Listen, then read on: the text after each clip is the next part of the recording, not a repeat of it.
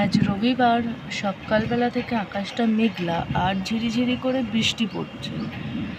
তবে ওয়েদারটা না সেই যে কালকে যেরকম রোদ ছিল এইরকম নেই, সকাল থেকে নেই। এখন বেলা গেলে কি হয় ভগবানই জানে। আর একটা জিনিস দেখায়, আমার ঠিক জানলাটা খুললেই এই ডোবাটা, মানে আমার কপালটাই এত খারাপ যে আমার দুটো বাড়িরই জানলা খুললেই ফার্স্টে ডোবা, মানে ডোবা আমার পেছন ছাড়বে না, এটা আমি বুঝে গেছি। ঝিরিঝিরি করে বৃষ্টি পড়ছে। ওই যে ওইদিকে হলো মাঠ, ওরা সব খেলছিল, বৃষ্টি বলে ঢুকে গেছে। সবুজ সবুজ। গঙ্গাটা দেখা যাবে? গঙ্গা দেখা যাবে না, ওই অল্প অল্প দেখা যাচ্ছে গঙ্গা। চড়া পড়ে গেছে না সামনেটা। তো এখন বাজে হলো দুপুর 2টো।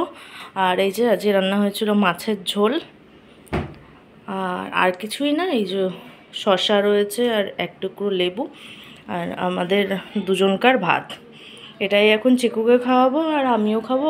ওর একটু ডাল সিদ্ধ আছে, ব্যাস খেয়ে নিই আগে। এখন বাজে হলো সন্ধ্যে 6টা।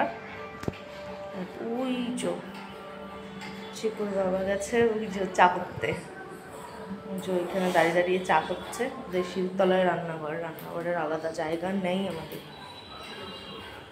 ওই যে চা করছে, আমার ছেলেও চা খাবে। ছেলে খাবে, আমি খাবো, ওর বাবা খাবে, ওর দাদু ঠাকুমা খাবে, সবাই খাবে। ও আজকে গেছে চা বানাতে। তো আমাদের চা ফা খাওয়া হয়ে গিয়েছে আর এখন বাজে হলো 6টা 10। চিকু যাবে স্কেটিংয়ে, ওকে আমি রেডি করে দিয়েছি। ওই বিছানাটা গোছাবো, কারণ বিছানা গুছিয়ে ওকে রেডি করতে গেলে ওরা আবার টেন পাবে না, তাই জন্য ওকে আগে আমি রেডি করে দিয়েছি। ও চলে যাবে, এসে তারপরে বিছানাটাকে গুছিয়ে নেব। তো আমাদের একটা পাড়াতে বিড়াল আছে, বিড়ালটার পেটটা দেখো, বাচ্চা। কি হয়েছে? আমাদের কুইনের মতো দেখতে বিড়ালটাকে, তাই না? হ্যাঁ, আমাদের কুইনের মতো দেখতে। মাছ পাহারা দেয়।